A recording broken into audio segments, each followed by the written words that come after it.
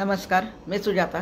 सध्या पुण्यामध्ये गाजत असलेल्या दीनानाथ मंगेशकर हॉस्पिटल आणि तनिषा भिसे मृत्यू प्रकरणामुळे सामान्य जनतेच्या बाबतीतले उपचार, तिथल्या मागची सुरक्षितता, तिथले महागडे होत चाललेले उपचार, म्हणजे आता पुण्यासारख्या शहरात जशा घरांच्या किमती कोटीच्या कोटी उड्डाणं घेत आहेत ना, तसं मेडिकल इन्शुरन्स असूनसुद्धा त्याचे जे खर्च आहेत एकूण उपचारांचे ते लाखोंच्या घरात वाढत चाललेले आहेत।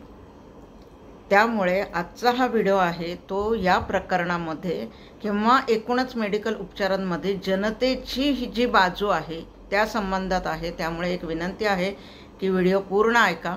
व्हिडिओमध्ये जे जे मुद्दे मी घेतलेले आहेत त्याच्याबद्दल तुम्ही सहमत असाल किंवा नसाल याबद्दल योग्य शब्दात तिथे कमेंट तर कराच, पण या व्यतिरिक्त तुमच्या मनात जर का याबद्दल या विषयाबद्दल कुठल्या शंका किंवा तुमचे काही मुद्दे असतील तर ते कमेंटमध्ये जरूर मांडा। पहिला मुद्दा आहे तो मीडिया ट्रायलचा, जी अतिशय धोकादायक पद्धतीने या मीडिया म्हणजे न्यूज चॅनल्स जे आहे जे बातम्या देतात त्या पूर्णपणे त्यांनी एकांगी दिलेल्या आहेत। यामध्ये दीनानाथ मंगेशकर हॉस्पिटलची जी चूक होती ट्रीटमेंट नाकारण्याची ती अक्षम्यच आहे, त्याच्याबद्दल दुमत नाही आणि त्याची चर्चा ऑलरेडी झालेली आहे। पण मी जेव्हा 2 व्हिडिओ याच्या आधी टाकलेले आहेत त्या संपूर्ण व्हिडिओमधल्या कमेंट्समध्ये आत्ता मी जे मुद्दे मांडते त्याचा फारसा विचार केला गेलेला नाही आहे। मग का? मग हे मुद्दे तुम्हाला पटतायत का किंवा याच्या व्यतिरिक्त तुमची काय मतं आहेत ती जरूर सांगा। ते मुद्दे असे आहेत की दीनानाथ मंगेशकरमध्ये म्हणजे वार्तांकन करताना त्या व्यक्तीचा मृत्यू झाल्यानंतर हे वार्तांकन सुरू झालेलं आहे। मग प्रश्न तिथे असा येतो की ही फॅमिली दीनानाथ मंगेशकर हॉस्पिटलमध्ये त्यांनी कधी व्हिजिट केली होती, ती डेट काय आहे, तिथून बाहेर पडून ते ज्या हॉस्पिटलमध्ये गेले त्याचं नाव काय आहे, ते जर का तिथे ट्रीटमेंट कुठली दिली गेली, कधी दिली गेली, तिथून डिस्चार्ज कधी दिला गेला, तिथून मणिपालमध्ये पण ते एका हॉस्पिटलमध्ये गेलेले आहेत जे मणिपालमध्ये तिचा मृत्यू झाला, तिथं जायची वेळ का आली, शिवाय ॲक्च्युली जेव्हा डेथ झाली त्यावेळेला मृत्यूचं कारण काय होतं, या बाबतीतले कुठलेही वार्तांकन कुठल्याही न्यूज चॅनलने केलेलं फारसं ऐकिवात नाही। मध्ये येतो IVFचा मुद्दा, तो सुद्धा महत्त्वाचा आहे की ज्याच्याबद्दल कुठलंही वार्तांकन करण्यात आलेलं नाही। मग अशी अर्धवट माहिती देऊन जनतेची दिशाभूल करण्याचा प्रयत्न वार्तांकन करताना पत्रकार करतायत का? तुमचं काम आहे जी काय सत्यता आहे ती समोर आणणं, पण ती तुम्ही आणत नाही। फक्त याच विषयात नाही, सगळ्याच विषयात, मग राजकीय विषय असेल तरीसुद्धा सोयीस्कररित्या। म्हणून तर आजकालच्या पत्रकारांना चाय बिस्कुटवाले का म्हणतात, तर जनतेच्या दृष्टीने जो गंभीर मुद्दा आहे तिथंसुद्धा तुम्ही असं अर्धवट वार्तांकन का करताय? या गोष्टींची शहानिशा तुम्ही केली का ते करण्याची तुम्हाला गरजच नाही भासली? मूळ मुद्दा असा येतो की दीनानाथ मंगेशकर हॉस्पिटलमधनं बाहेर पडल्या त्या महिलेचा मृत्यू झालेला नाही आहे, बरेच तासमध्ये गेलेले आहेत।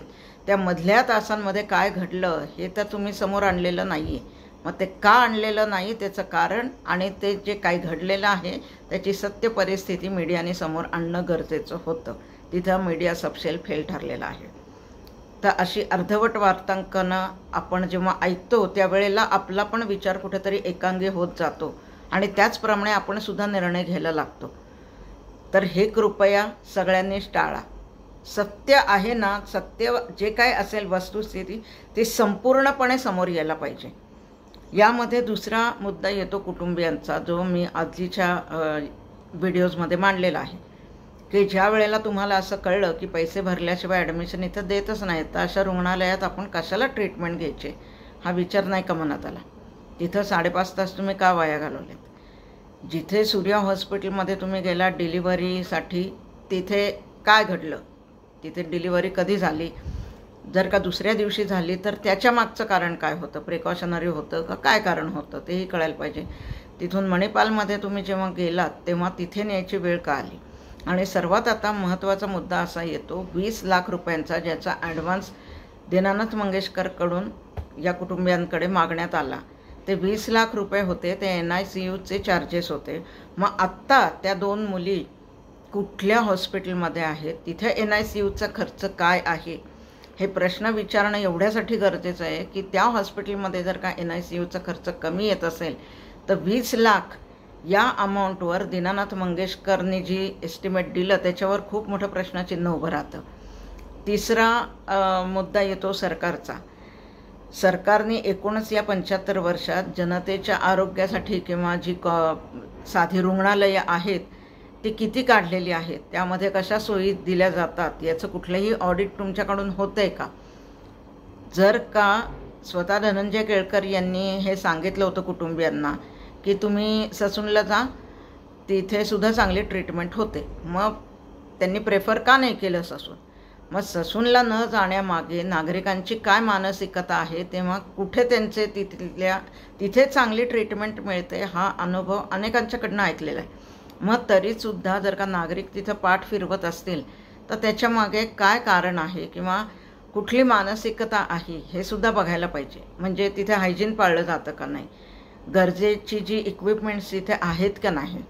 जेव्हा या अशा क्रिटिकल कंडिशन्स एखाद्या रुग्णाला फेस करायला लागतात तेव्हा खरं सांगायचं तर सरकारी रुग्णालयांमध्ये यांची सोय असणं गरजेचं आहे, एवढ्यासाठी की ही महागडी ट्रीटमेंट एका दिवसात त्या कुटुंबासाठी तेवढे पैसे उभे करणं केवळ अशक्य आहे. कुठल्याही कुटुंबासाठी ही वस्तुस्थिती आहे. त्यामुळे भिसे यांच्या बाबतीत जेव्हा NICUचा आग्रह धरल्यात म्हणजे त्याची गरज होती, मग ते NICUची ट्रीटमेंट सरकारी किंवा ती जी सोय आहे NICUची इन्क्युबेटरची ती सरकारी रुग्णालयात तेवढ्याच दर्जाची आहे का?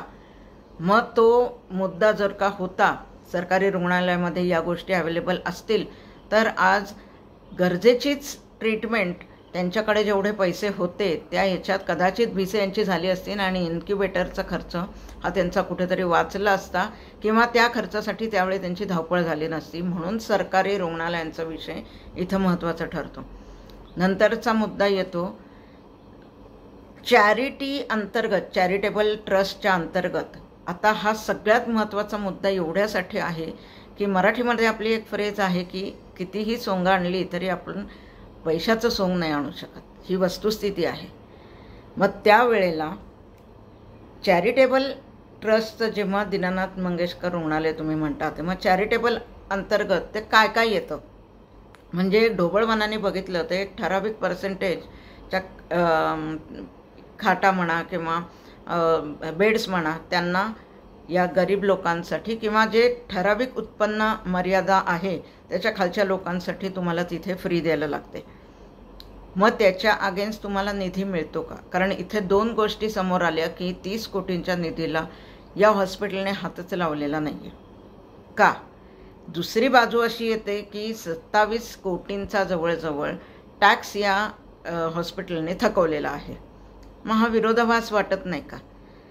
विरोधाभास इतक्या गोष्टींमध्ये आहे की जेव्हा चॅरिटेबल ट्रस्ट असतं त्यावेळेला त्या 30% जर का तुम्ही फ्री ट्रीटमेंट देत असाल तर त्या ट्रीटमेंटचा खर्च आणि जे तुम्हाला चॅरिटेबल ट्रस्ट या नावाखाली जो निधी मिळतोय त्याचं संलग्न होतं आहे का? म्हणजे कुठेतरी तो मिळणारा निधी आणि होणारा खर्च याचा ताळमेळ कुठेतरी बसतोय का, याचं ऑडिट होतं का?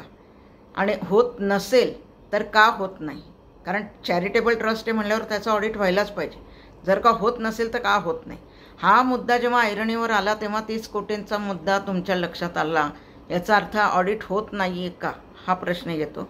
दुसरा प्रश्न येतो की जर का त्या खर्चाचा आणि निधीचा ताळमेळ बसत नसेल कुठेतरी तर तो एक्स्ट्राचा जो खर्च होतोय तो कुठेतरी जे 70% रुग्ण आहेत जे पैसे भरून किंवा मेडिकल इन्शुरन्स थ्रू या हॉस्पिटलमध्ये दाखल होत आहेत त्यांच्या डोक्यावर मारला जातोय का?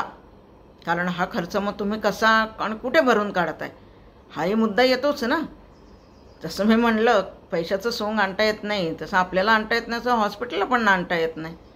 मग हा खर्च तुम्ही कसा मॅनेज करताय हे ऑडिटमध्ये समजायला पाहिजे.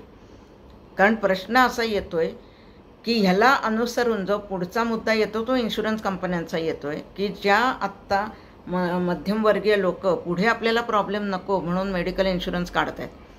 पण तिथे संघर्ष असा चालू आहे की इन्शुरन्स कंपन्यांचं म्हणणं आहे की डॉक्टर्स किंवा हॉस्पिटल्स अनावश्यक ट्रीटमेंट, अनावश्यक टेस्ट करायला सांगत आहेत की जिथे इन्शुरन्स कंपन्यांना तो क्लेम पास करण्यासाठी कुठेतरी आक्षेप आहे. इथे हॉस्पिटल्स असं म्हणत आहे की काही कंपन्या आमचे क्लेम वेळेत पास करत नाहीत, आम्ही ही इन्शुरन्स कंपनी ज्याच्या अंडर जे जे क्लेम्स आहेत त्यांना आम्ही इथे ॲडमिशन इन्शुरन्सच्या अंडर देणार नाही, तुम्ही खर्च करा आणि मग नंतर इन्शुरन्सकडनं क्लेम करून घ्या. म्हणजे इथे सामान्य माणूस कुठेच सुरक्षित नाही आहे हे तुमच्या लक्षात येते का? सर्वसामान्य माणूस या विषयावर कधीही व्यक्त होताना दिसत नाही. जेव्हा अशी ती कुठली तरी घटना घडते त्यावेळेला आपण हिरिरीने त्या गोष्टीची चर्चा करतो, पण तो विषय कुठेतरी त्याचं काहीतरी समस्त सगळेच लोक म्हणजे हॉस्पिटल असेल, सरकार असेल, चॅरिटेबल ट्रस्ट असतील, जिथे न्याय मागण्यासाठी आपण जातो त्या इंडियन मेडिकल असोसिएशन्स असतील किंवा मेडिकल काउन्सिल्स असतील आणि जनतेतील काही जे लोक आहेत की ज्यांना यातून कुठेतरी जागरूकता निर्माण करायची, या सगळ्यांनी एकत्र येऊन इथे काम करणं गरजेचं आहे. कारण कुठलंही हॉस्पिटल हे शेवटी रुग्णांसाठी गरजेचंच आहे. तुम्ही आज दीनानाथ मंगेशकरवर जरी हे आपली चर्चा चालू असेल तरी हा मुद्दा सर्व हॉस्पिटल्ससाठी येतो. कारण मध्यंतरी रुबीच्या बाबतीत सुद्धा एक बातमी होती की त्यांनाही गरीब पेशंट्सला कुठेतरी ट्रीटमेंट नाकारली होती, पण मग त्यावेळेला एवढा गदारोळ का नाही झाला? तनिषा भिसे यांचं प्रकरण कुठे ना कुठेतरी एखाद्या आमदाराशी निगडीत होतं म्हणून त्याला हाईप मिळाला, हे तर मी पहिल्याच व्हिडिओमध्ये म्हणलेलं आहे. मग रुबीच्या बाबतीत असं का नाही झालं? सगळ्याच हॉस्पिटल्समध्ये पहिला मुद्दा हा येतो की लाखोंच्या पटीत जेव्हा उपचार जात आहेत तेव्हा जनतेच्या दृष्टीने आता महत्त्वाचा मुद्दा हा येतो आहे की मेडिकल इन्शुरन्स तर काढते, पण मग मी किती लाखांचा काढायचा आहे? आधी मला वाटत होतं 5 लाख ठीक आहे, ओके आहे, आता 10ची गरज वाटायला लागली आहे. मग 10चे 20, 40, 60, 1 कोटी. काय हा उपचारांचा खर्च एवढा अवाढव्य का होतो याचं ऑडिट कधी होणार आहे? हे सगळ्याच हॉस्पिटलमध्ये आहे. असं अजिबात समजू नका की एका विशिष्ट हॉस्पिटलमध्येच ही परिस्थिती आहे, अजिबात नाही. लाखोंच्या घरात ती बिलं जात आहेत, याला कारण काय आहे?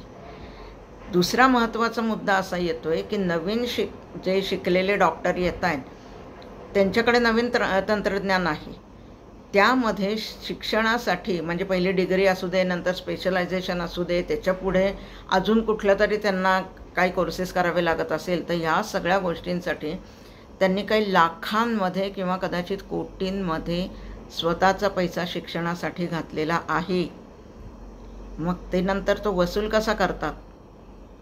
असंच केला जाणार आहे की जिथं मी आधीपासून ओरडते की जिथे अनएथिकल प्रॅक्टिस हे कॉमन झालेलं आहे, वैद्यकीय भ्रष्टाचार म्हणजे जास्तीत जास्त घटना होतात त्या अनएथिकल प्रॅक्टिसमध्ये होतात. म्हणजे गरज नसताना दिलेल्या ट्रीटमेंट. आपण जेव्हा हॉस्पिटलमध्ये जातो आणि एखाद्या गोष्टीला जर का ऑर्थोपेडिकमध्ये आपण एखाद्या प्रॉब्लेमसाठी गेलेला असू तर तिथे एक्सरसाइजनी जर का बरं होत असेल तर तिथे सर्जरी सजेस्ट किंवा स्कोपी सजेस्ट केली जाते.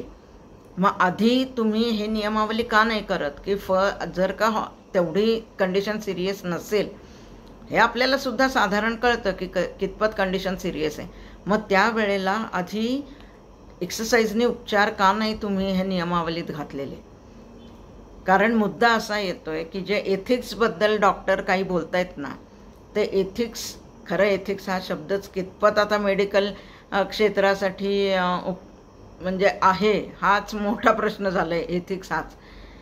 कारण ते जे नियमावली आहे, एथिक्स म्हणजे ती जे नियमावली आहे ती फक्त कागदांवर आहे, त्याचं ॲक्च्युलीमध्ये इम्प्लिमेंटेशन होत नाही आहे, यात तर काही वादच नाही. दुसरा मुद्दा येतो ट्रान्सपरन्सीचा.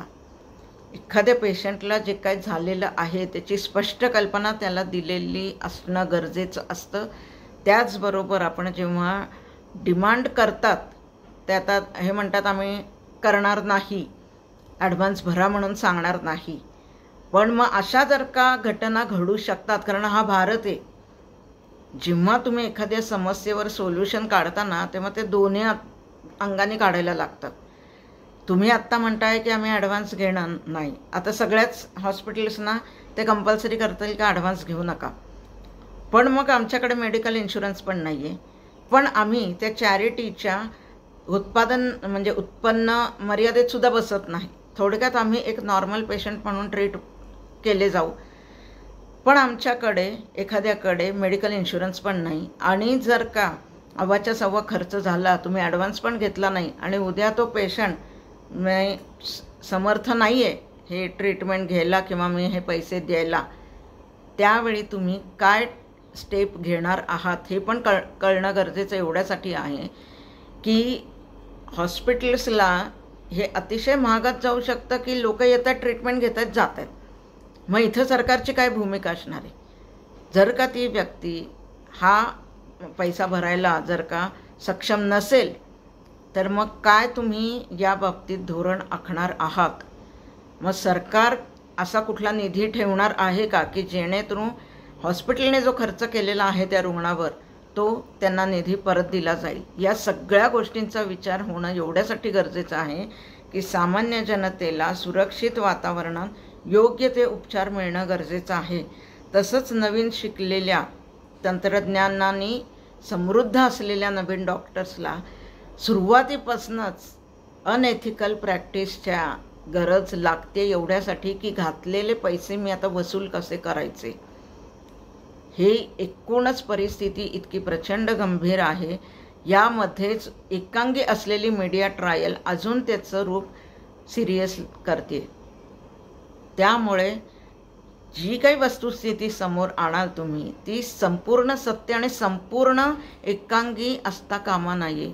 कुठल्या तरी एकाच बाजूने विचार करणारी, मग ती पेशंटच्या बाजूने असू दे किंवा हॉस्पिटलच्या बाजूने असू दे, असं नाही. हॉस्पिटलची चूक असेल तर दाखवायलाच पाहिजे. पण याचबरोबर पेशंटच्या बाबतीत जर का कुठे काहीतरी पेशंटनी निर्णय कुठेतरी चुकीचे घेतलेले असतील, आता तनिषा भिसे प्रकरणात हेच होणार आहे.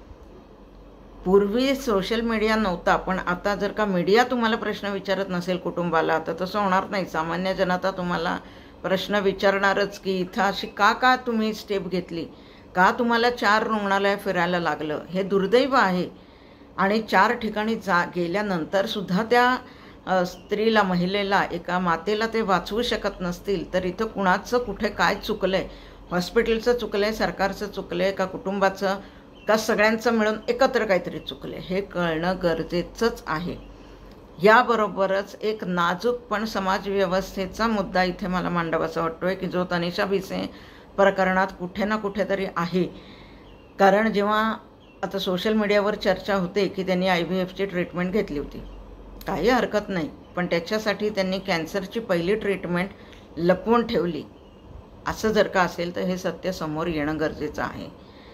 आपल्या समाजात कुठे ना कुठेतरी एखाद्या स्त्रीला जर का मूल नसेल तर कुठेतरी ती अपूर्ण आहे अशी सतत तिच्या कुटुंबाकडून म्हणा, ती कुठे जाते तिथे जाणीव करून दिली जाते की जिथून अजूनही आपण बाहेर पडलेलो नाही आहे. स्त्रीला मातृत्व हे दिलेलं एक मोठं वरदान आहे, पण त्यासाठी तिचं शरीर पूर्णपणे सक्षम असणं गरजेचं आहे. कारण हा येणाऱ्या बाळाच्या भविष्याचा सुद्धा प्रश्न असतो. म्हणून आज त्या 2 मुली, त्यांच्यावर कुठेच काहीच चर्चा होत नाही. त्या कुठे आहेत, त्यांच्यावर उपचार कसे होत आहेत, किंवा अजून किती दिवस त्यांना तिथे ठेवलं जाणार आहे, त्याचा खर्च आणि दीनानाथ मंगेशकरने सांगितलेला खर्च याचा ताळमेळ कुठे काही जमतोय का, हे बघणंसुद्धा गरजेचं आहे. वेगवेगळ्या रुग्णालयात एखाद्या ट्रीटमेंटसाठी वेगवेगळे चार्जेस जर का घेतले जात असतील तर याची कुठंतरी नियमावली करणं गरजेचं आहे की जसं हॉटेलमध्ये आपण जातो, AC room, non AC room, ज्या सर्व्हिसेस तुम्ही घेता त्याच्याप्रमाणे तिथे रेट बदलतात. पण तो आपला छान चौकीचा प्रश्न असतो, हा आपल्या आयुष्याशी आणि आरोग्याशी निगडीत असलेला प्रश्न आहे. तेव्हा इथे सर्व नागरिकांना समान वागणूक, समान ट्रीटमेंटच मिळायला हवी. याच्यासाठी ज्या काही टेस्ट होतात त्याची एक नियमावली सरकारने करावी किंवा IMA थ्रू करून घ्यावी, असं एक नम्र विनंती मी करू इच्छिते. कारण खर्च जो वाढत चालला आहे ना, तो आपण आटोक्यात कसा आणू शकू, हा एक पहिला मुद्दा आहे. जसं मी वैद्यकीय क्षेत्रातला भ्रष्टाचार म्हणते, यामध्ये फक्त हॉस्पिटल्स नाही आहेत, फार्मा कंपन्या पण आहेत. त्यांची मार्जिन, एकूणच टेस्टिंग लॅब्स यामध्ये असलेलं कमिशन आणि या गोष्टी इतक्या हाताबाहेर आता चाललेल्या आहेत की म्हणूनच मी विचारलं की सामान्य माणसांनी आता नक्की किती अमाऊंटचा मेडिकल इन्शुरन्स काढायचा आहे की जेणेकरून आपल्याला चांगले उपचार पैशाचा प्रॉब्लेम डोक्यात नसताना घेता येतील. कारण आपला रुग्ण कुठेतरी आयुष्याशी, एखाद्या रोगाशी, एखाद्या प्रॉब्लेमशी झगडत असताना इतर लोक जर का ह्या प्रॉब्लेमशी झगडत असतील की या गोष्टीसाठी मी पैसा कुठनं आणू, मला माझ्या माणसाला पण वाचवायचं आहे आणि मला कुठून तरी पैसाही उभा करायचा आहे, ह्या दोन्ही गोष्टींसाठी कृपा करून कुटुंबाची अशी हेळसांड म्हणा किंवा त्यांची अशी परीक्षा बघू नये सरकारने अशी म्हणून याच्यासाठी नम्र विनंती आहे की ज्या काही क्रिटिकल ह्या अशा गोष्टी आहेत की ज्या काही प्रमाणात कधीतरी रुग्णाला लागतात, अगदी रेग्युलर लागतीलच असं नाहीत, पण ज्याचा खर्च अवाढव्य आहे तिथे सरकारी रुग्णालयात माफक दरात कुठेतरी त्याची सोय करणं गरजेचंच आहे. हा प्रश्न आत्ता इतका ऐरणीवर आलेला आहे तर माझा जनतेला खरोखरच हे विनंती आहे की इथं कोणाचीही एकाची बाजू न घेता सर्व सत्य समोर आल्यावर व्यक्त व्हायला शिका. आणि त्याहीपेक्षा आता या गोष्टीत IMA उतरलेली आहे, सरकार आहे, या प्रकरणाचा जो काही निकाल लागेल तो लागेल, पण हा निकाल लागल्यानंतर हा प्रश्न सुटला या भ्रमात आपण राहू नये.